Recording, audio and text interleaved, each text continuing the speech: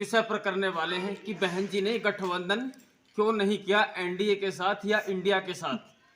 तो साथियों, बहन जी ने जो गठबंधन नहीं किया है, शायद यह वजह रही होगी जो मैं आपको बता रहा हूं कि जब बहन जी की सत्ता आई थी तो बहन जी ने उस समय ये जो छोटी जातियों के लोग होते हैं, जैसे कुम्हार हुए, धीमर हुए, गडरी हुए, धुने हुए, हिंदू नाई हुए, हिंदू बढ़ई हुए, जाटव हुए, चमार हुए, पासी हुए, मल्ला हुए, ऐसी बहुत सारी जातियां हैं। और साथियों, उसके साथ साथ जो अपर कास्ट है यानी मुस्लिमों में भी वो समाज है, जैसे धुने हुए, धीमर वो बढ़ई हुए, तेली हुए, शक्के हुए, ऐसी बहुत सारी जातियां मुस्लिम समाज में भी आती, यानी जिनको बहन जी ने, जिनको से लोग, जो मैं बता रहा हूँ, ये छोटी छोटी जातियाँ जो आती हैं हिंदू और मुस्लिमों में, इनसे लोग नफरत करते थे। जाति के नाम पर इन्हें कभी सम्मान नहीं देते थे, इनको हमेशा नीची की दृष्टि से देखा करते थे, इनको शूद्र समझा करते थे। उन शूद्रों में साहब जाट भी आते हैं, गुजर भी आते हैं। जो लोग, जाट और गुजर एक ऐसा समाज है साथियों जो छोटी छोटी जातियों को अपने साथ लगाना नहीं चाहता, उनको अपना छोटा भाई नहीं मानता। वो ये नहीं समझता कि मैं भी तो शूद्र हूँ। वह हमेशा अपने आप को बड़ी जाति का समझता है और यानी इधर उधर भागता है। वह यह नहीं सोचता कि आज तक जितने दिन भी, जब से लेके इस देश में सरकारें चेंज होना शुरू हुई हैं, तो खासकर मैं उत्तर प्रदेश की बात करूंगा, क्योंकि उत्तर प्रदेश में तो बहन जी का शासनकाल रहा है। और बहन जी ने उत्तर प्रदेश में, जो मैं बता रहा था, इतनी सारी जातियाँ जिनको लोग पास भी नहीं खड़ा होने देते थे, जिनसे लोग छुआछूत मानते थे, जिनकी बहन बेटियों की इज्जत के साथ लोग खेलते, कुल इस देश में वो 10% लोग, जो हम 90% पर हावी रहते। और बहन जी की जब सत्ता आई तो बहन जी ने, जो छोटा समाज था जिससे लोग छुआछूत मानते थे, लोग उनको सम्मान नहीं देते थे, उनको पास नहीं खड़े होने दिया जाता था, बहन जी ने उनको सम्मान देने का काम किया। और इतना सम्मान देने का काम किया कि बहन जी ने उन्हें महामाया पेंशन देकर और उनको यानी आवास देकर, 3 बीघे ज़मीन देकर जो बहन जी ने ऊपर उठाने का काम किया, वो आज तक किसी ने नहीं किया। और जो हमारा जाट और गुजर समाज है, इसको भी बहन जी ने यानी गन्ने का, फसलों का, इसकी उचित दाम बढ़ाकर, और इनके जो युवा भाई होते हैं, हमारे लड़के होते हैं पढ़े लिखे, जो युवा हैं, उनको पुलिस में नौकरी देकर, अनेकों विभागों में नौकरी देकर ऊपर उठाने का काम किया। और आज जो वर्तमान में सरकार चल रही है, आज ये सरकार हिंदू मुसलमान के नाम पर केवल हमको मूर्ख बनाती है, हमको छलने का काम करती है। और साथियों, ये तो हम काफ़ी समय से सुनते आ रहे हैं कि लालच जो है वो बुरी बला है।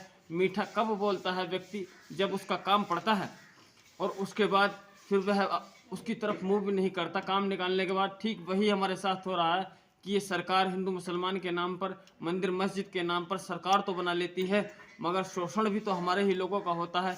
आपने मणिपुर देखा होगा, आपने दिल्ली जंतर मंतर पर देखा होगा, हमारे जाट समाज की बहनों के साथ, महिलाओं के साथ, यानी उन्हों की सुनवाई नहीं हुई। महिला खिलाड़ियों के साथ यौन शोषण हो जाता है ब्रजभूषण सिंह के द्वारा, मगर कोई कार्रवाई, कोई सुनवाई नहीं होती।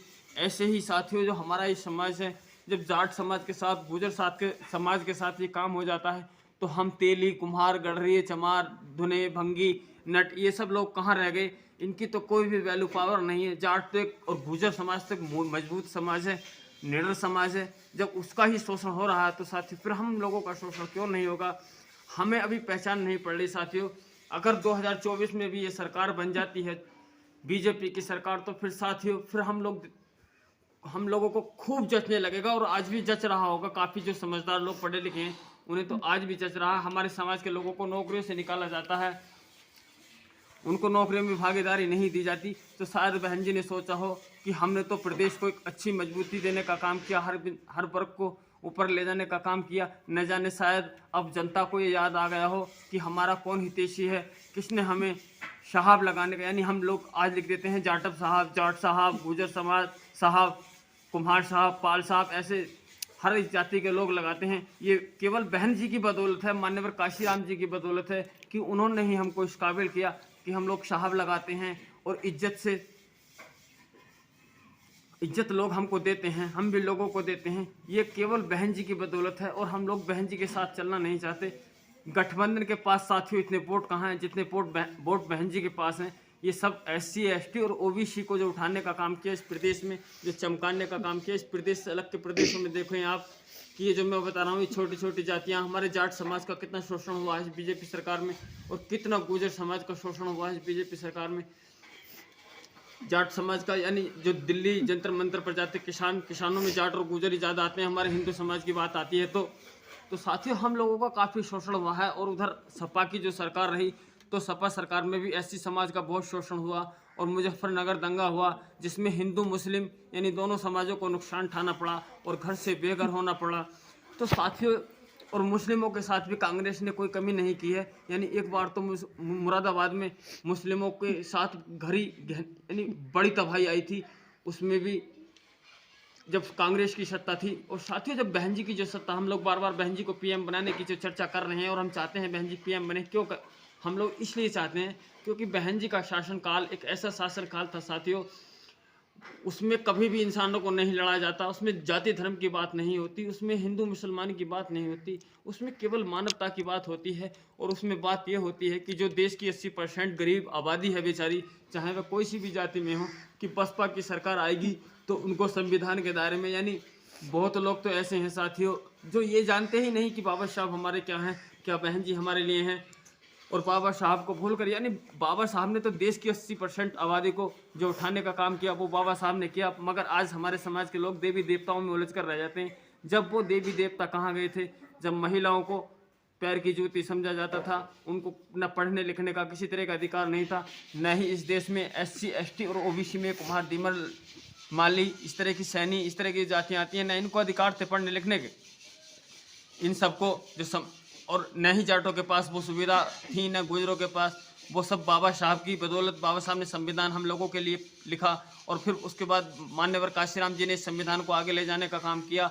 और साथियों, उसके साथ साथ फिर अब बहन जी ने ऐसा कोई काम नहीं किया जिससे जनता को कोई परेशानी आती। जनता को बहन जी ने ऊपर उठाने का काम किया, इसलिए बहन जी ने गठबंधन नहीं किया कि ये सब धोखेबाज हैं, हमारे विधायकों को तोड़ लेते हैं, देश में प्रदेश में दंगे कराते हैं, कभी हिंदुओं का शोषण होता है, कभी मुस्लिमों का शोषण होता है, हिंदुओं के साथ साथ यानी कभी हिंदुओं में SC समाज आता है, ST समाज आता है, OBC समाज आता है, इनके बारी बारी से सबके शोषण होते हैं।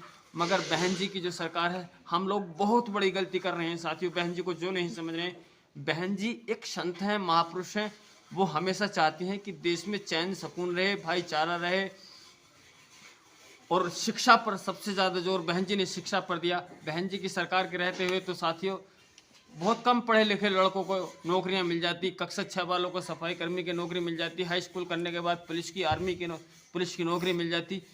तो बहुत सारी ऐसी नौकरियां थी। बहन जी ने इतने काम किए हैं इस धरती पर साथियों, कोई नहीं कर सकता। मुझे तो लगता है कि शायद हमारे दिन कहीं टेढ़े ना आ रहे हों, हम इधर उधर भाग जाते हैं। हमारी पार्टी तो असल में साथियों जो मैं बता रहा हूँ, इस देश के 80% लोगों की पार्टी केवल बसपा पार्टी है। आप खूब गहराई से सोचें, आप खूब दिमाग से हिसाब लगाएं कि बसपा का शासनकाल कैसा रहा है। तो साथियों, और आगे बातें ना बढ़ाकर मैं अपनी बातें यहीं समाप्त करनी चाहता हूं। अगर आप हमारी बातों से सहमत हैं तो कमेंट जरूर करके बताएं, और वीडियो को जरूर लाइक करें, और ज़्यादा से ज़्यादा लोगों में ये बात शेयर करें, ताकि लोगों को पता चल सके कि बसपा का शासनकाल सबके लिए सुखदायी है।